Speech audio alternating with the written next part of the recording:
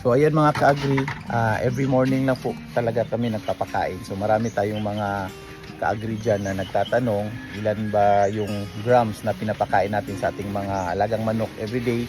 So sa amin 100 grams to 110 grams every morning yung pakain namin. So ayan po mga ka-agri, pwede po nating hatiin yung 100 grams, pwede natin 50 grams sa umaga at 50 grams sa hapon. Pero yung sa program natin mga ka-agri, once a day lang po yung feeding natin. Pero dapat sa isang breeder, sakto yung timbang na feeds na makakain niya sa isang buong araw. So sa amin, ginawa namin, isang beses lang kami nagpapakain para